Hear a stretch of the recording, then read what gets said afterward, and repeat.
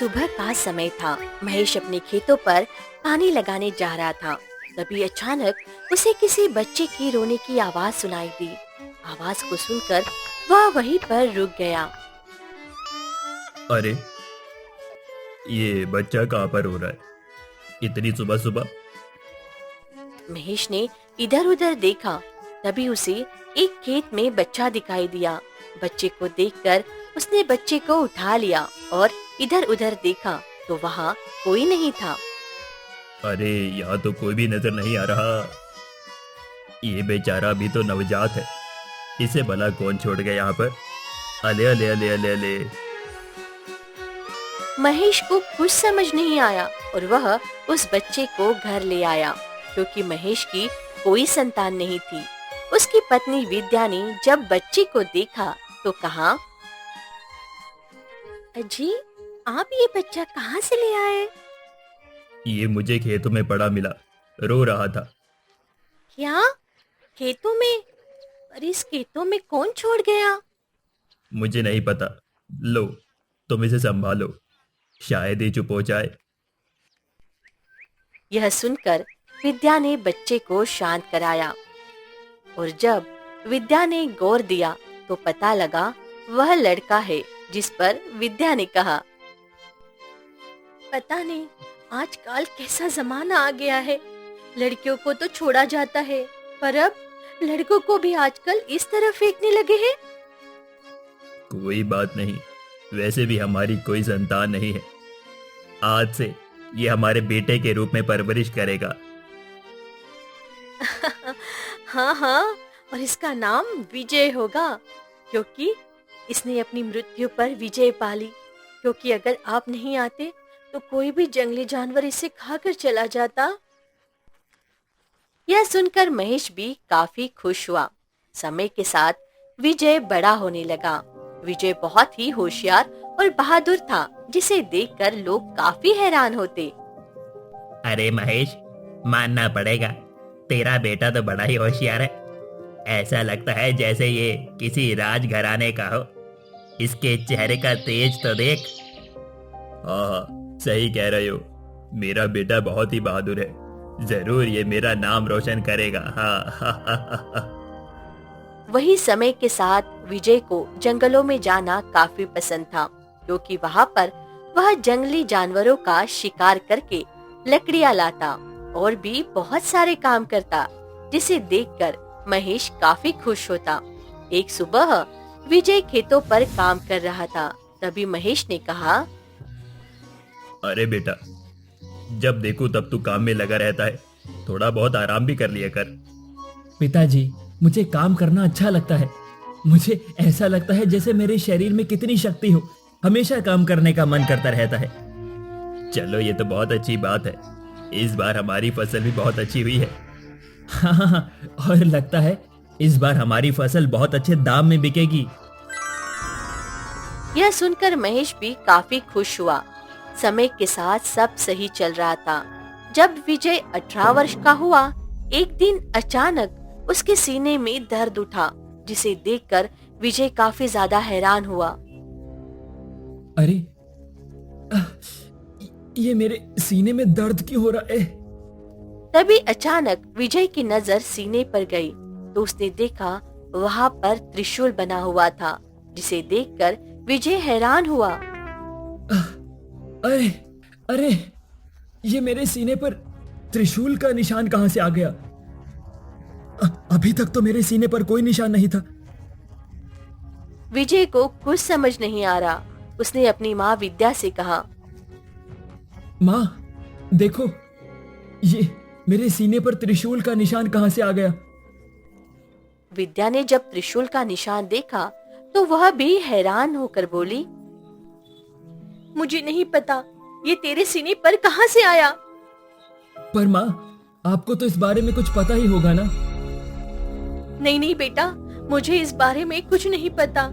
पर क्या हुआ? तू इतना परेशान क्यों है? क्योंकि मुझे बहुत तेज दर्द होता है इस निशान वाली जगह पर। क्या यहाँ पर दर्द होता है? ये सुनकर विद्या भी काफी परेशान हुई। उसे कुछ समझ नहीं आया और उसने इस बारे में महेश को बताया।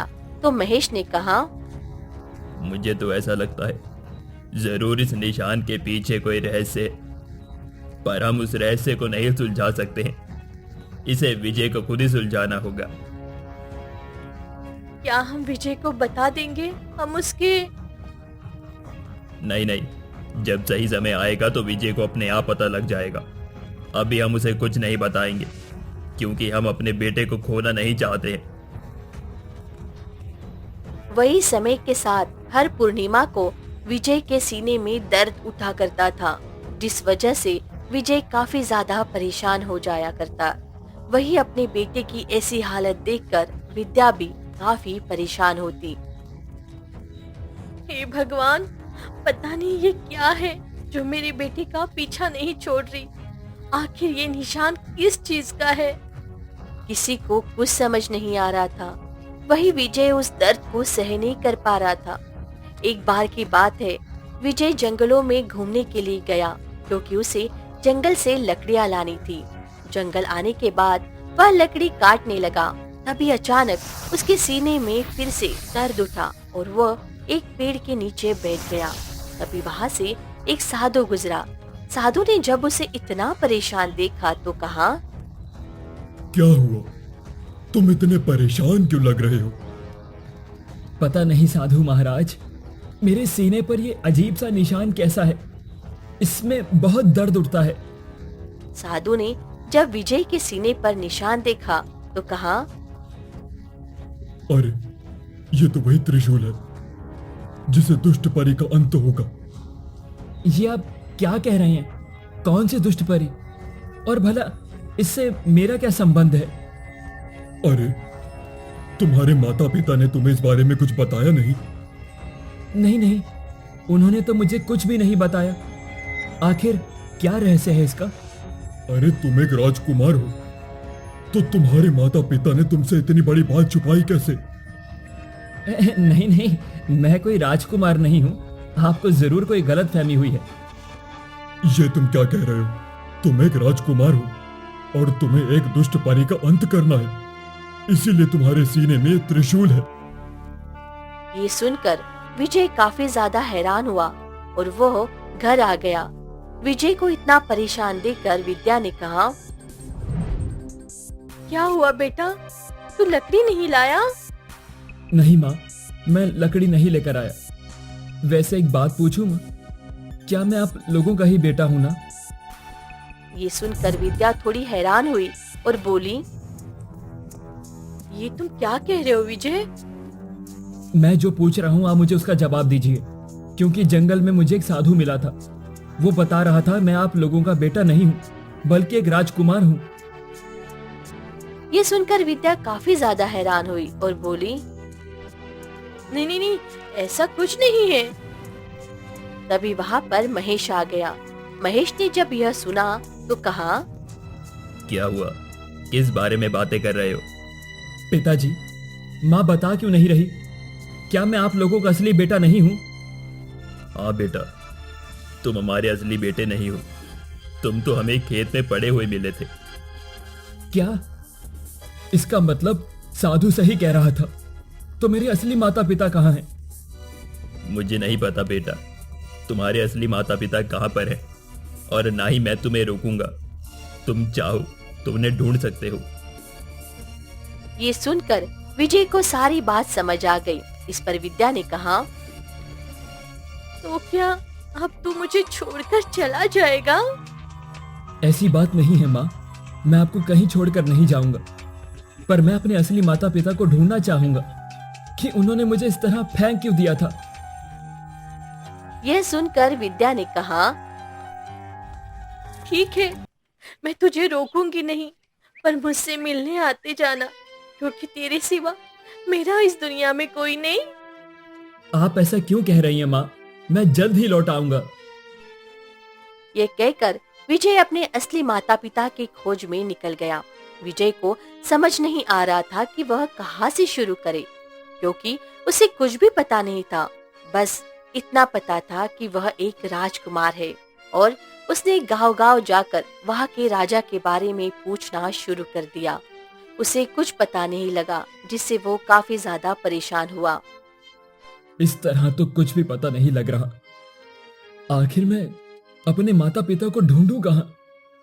उसे कुछ समझ नहीं आ रहा था और एक बार वह एक गांव गया जहां पर उसने राजा रानी के बारे में पूछा। तभी वहां पर एक आदमी आया और बोला, मुझे पता है तुम्हारे माता पिता कहाँ हैं। विजय ने जब उस आदमी को देखा तो वो काफी हैरान हुआ और बोला, क्या आप मेरे माता पिता को जानते हैं? तो बताइए कहाँ है वो? पहले तुम मेरे साथ चलो। इसके बाद वह उसे वहां से ले आया। वहां से आने के बाद आदमी ने कहा, मुझे पता है तुम्हारे माता पिता कौन हैं और अब वो कहाँ पर हैं। तो आखिर तुम बता क्यों नहीं रहे हो? और तुम कौन हो? तुम्हें मेरे माता पिता के बारे में कैसे पता? क्योंकि मैं तुम्हारा सेनापति हूँ। तुम्हारे माता पिता को दुष्ट परी ने मार डाला और उनके राज्य पर कब्जा कर लिया।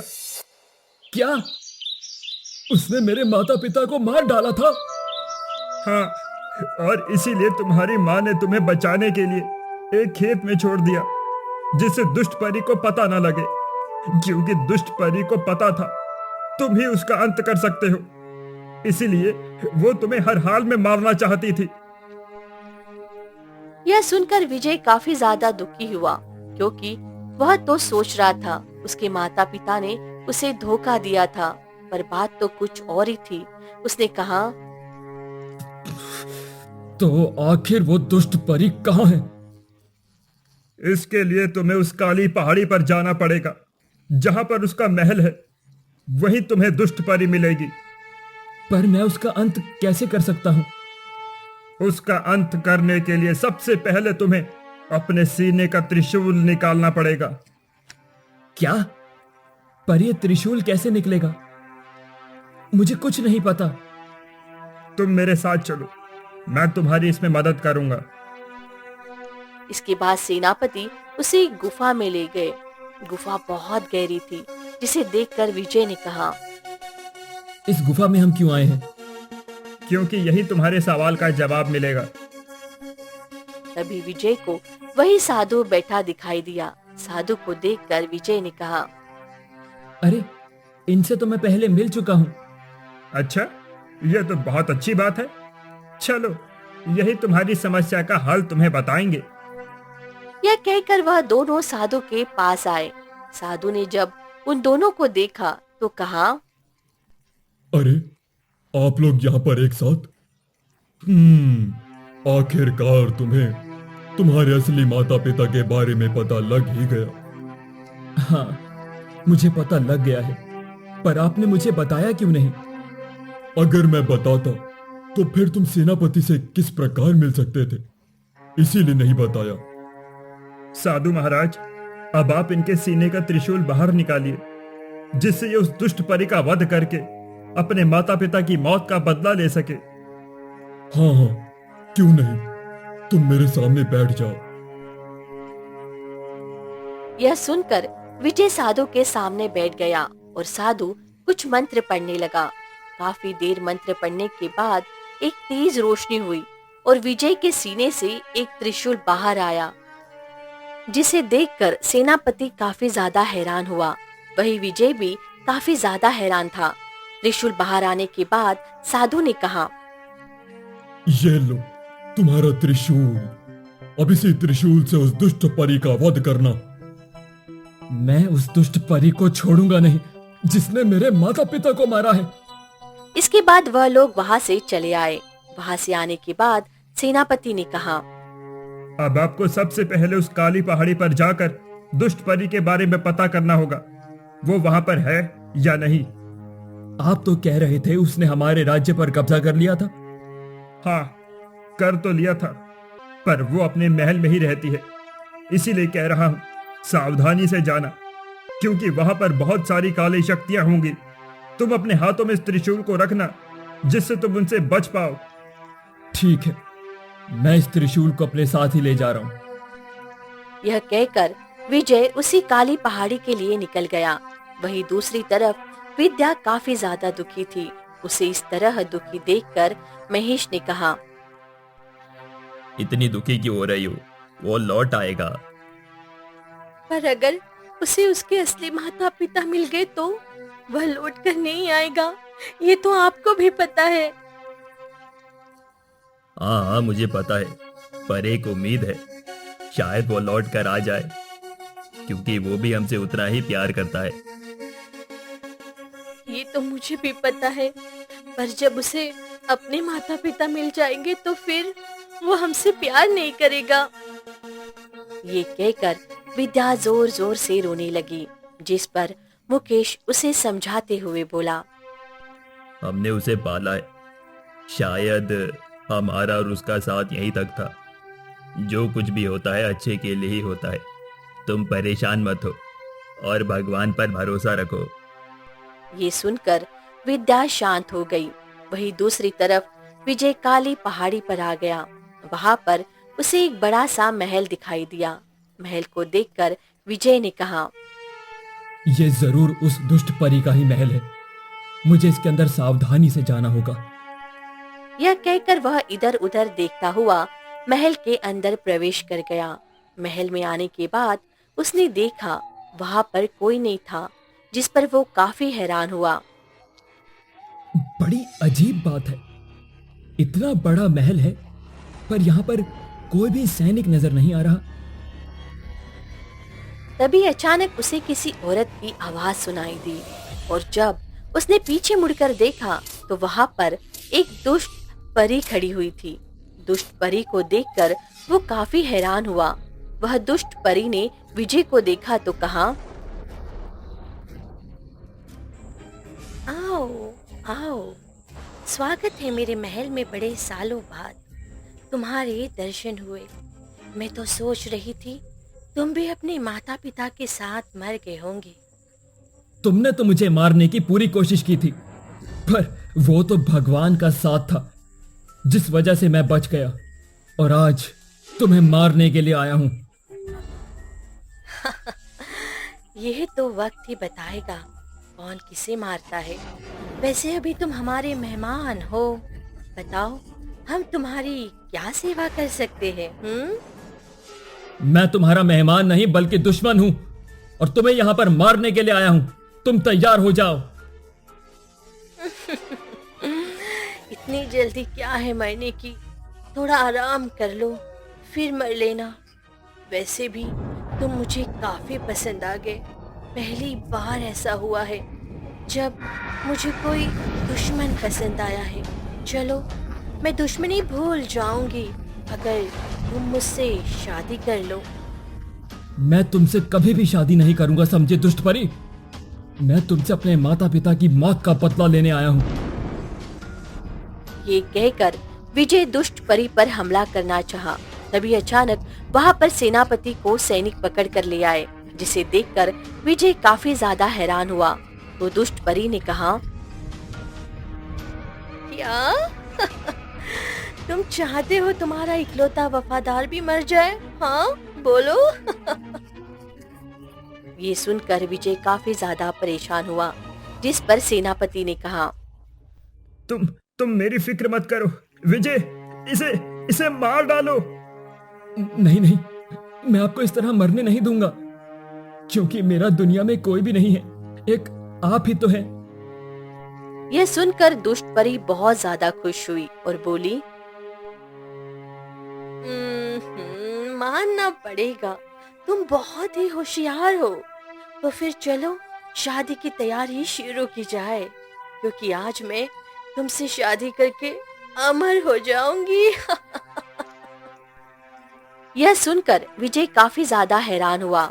इसके बाद दुष्ट परी ने शादी की तैयारी शुरू कर दी। सेनापति काफी ज्यादा परेशान हो रहा था। वहीं विजय भी एक तरफ बैठा हुआ था, जिसे देखकर सेनापति ने अपने आप से कहा, क्या राजकुमार सच में से विवाह कर लेंगे? ये कुछ कर क्यों नहीं रहे हैं? आखिर इनके दिमाग में क्या चल रहा है? सेनापति को कुछ समझ नहीं आ रहा था। वही दुष्ट परी काफी ज्यादा खुश हो रही थी और उसने कहा, मैंने तो सोचा था तुम इतनी जल्दी राजी नहीं होंगे, पर तुम तो राजी हो गए। हाँ। इस पर विजय ने कुछ नहीं कहा और फिर शादी की तैयारी शुरू हुई। कुछ देर में पंडित वहां आ गया और फिर दुष्ट परी ने कहा, चलो अब हम लोग शादी करते हैं। हाँ हाँ, क्यों नहीं। इसके बाद वह लोग मंडप में आ गए, जिसे देखकर सेनापति काफी हैरान हुआ। अरे ये दुष्ट परी से शादी कर रहे हैं, आखिर ये सब हो क्या रहा है? सेनापति काफी ज्यादा परेशान था। विजय और दुष्ट परी बैठे हुए थे। कुछ देर बाद फेरों की रस्में शुरू हुई। जैसे ही दुष्ट परी आगे आई, वैसे ही विजय ने त्रिशूल निकाला और दुष्ट परी की पीठ में मार दिया, जिससे दुष्ट परी वही मर गई। जिस पर विजय ने कहा, तुमने क्या सोचा कि मैं तुमसे शादी करूंगा? ये सब तो मैंने इसीलिए किया था ताकि मैं तुम्हें मार सकूं। यह सुनकर दुष्ट परी को बहुत गुस्सा आया। वो बोली, ये तुमने अच्छा नहीं किया। सैनिकों, इसे पकड़ लो। तभी सेनापति ने सैनिकों को पकड़ लिया और कहा, राजकुमार, आप उसे मार डालिए। यह सुनकर विजय ने दुष्ट परी के सीने पर वार किया, जिससे दुष्ट परी वही मर गई। दुष्ट परी के मरते ही सारे सैनिक हवा में गायब हो गए, जिसे देखकर विजय और सेनापति काफी हैरान हुए। इस पर सेनापति ने कहा, आखिरकार आपने अपने माता पिता का बदला ले ही लिया। अब हमें इस महल से बाहर चलना चाहिए। इसके बाद वह लोग महल से बाहर आ गए और फिर सेनापति उन्हें उनके राज्य में लेकर आया। राजकुमार को देखकर सभी काफी ज्यादा खुश हुए और उनका स्वागत करने लगे। वही राजकुमार भी अपने राज्य को देखकर काफी खुश थे। तभी विजय को अपने माता पिता की याद आई और उसने कहा, अरे, एक काम तो रह ही गया। क्या हो गया राजकुमार? और कौन सा काम रह गया? मुझे अपने माता पिता लाने हैं, जिन्होंने मुझे पाला है। यह कहकर विजय अपने घर लौट कर आया। अपने बेटे को देखकर विद्या और महेश काफी खुश हुए और विजय ने उससे कहा, आप लोग मेरे साथ चलिए, क्योंकि अब आप लोग मेरे साथ रहेंगे। क्या? पर तुम्हारे माता पिता कुछ कहेंगे नहीं? नहीं, वो कुछ नहीं कहेंगे। इसके बाद विजय ने उन्हें सारी बात बताई, जिसे सुनकर वो लोग काफी ज्यादा खुश हुए और इसके बाद वो विजय के साथ महल में आ गए और आराम से रहने लगे। वही विजय भी बहुत खुश था और आराम से अपने महल में रह रहा था।